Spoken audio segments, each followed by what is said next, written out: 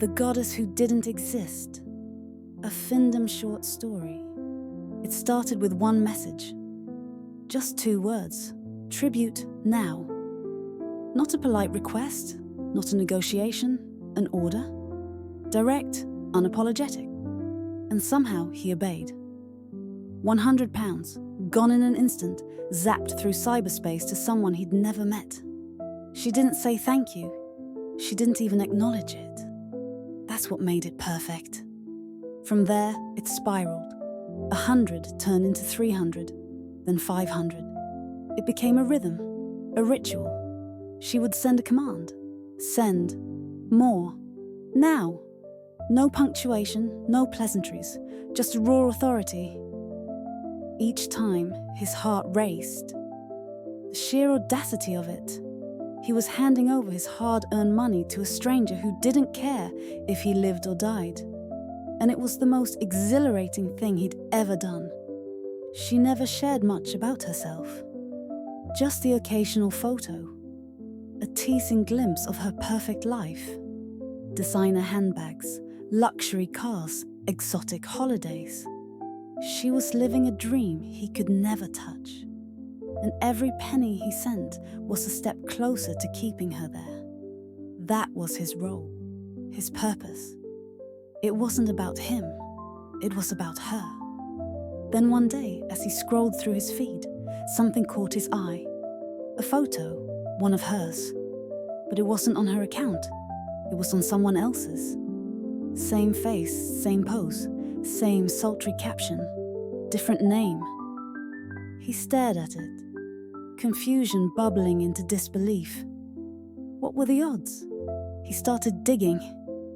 At first, it was just the one account. Then he found another, and another.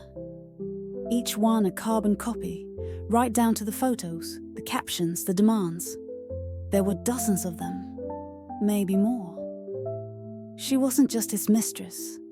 She was a phantom, a mirage, a professional chameleon pulling strings from behind 1,000 different masks. For a moment, he felt a pang of betrayal. She wasn't who she said she was. Hell, she wasn't anyone at all.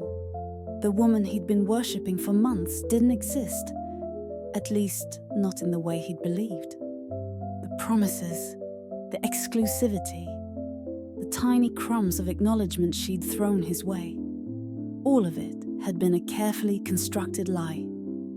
And that's when it hit him. Not anger, not despair, but a creeping, humiliating arousal. The sheer magnitude of how easily he'd been duped was intoxicating. She hadn't just taken his money, she'd taken his dignity, and he'd handed it over willingly. It was pathetic, mortifying, and completely irresistible. He couldn't stop replaying it in his mind. Every demand, every transfer, every smug silence on her end, all of it now tinged with the knowledge that he'd been played for a fool. And yet, that was the point, wasn't it? To be reduced to nothing. To be so insignificant that even his humiliation was just another line in her spreadsheet. He started to savor the details, the way she'd never once pretended to care, the effortless ease with which she'd manipulated him. It wasn't just a scam, it was a masterpiece of indifference. She'd seen him for exactly what he was, a mark, a loser, a nobody, and she'd treated him accordingly. That was the real power, and he'd loved every second of it. He didn't stop sending money. If anything, he sent more. Not because he believed in her anymore, but because he believed in what she represented. She was the embodiment of his own futility, a living reminder of how low he could sink. And wasn't that, in its own twisted way, beautiful? Thanks for watching.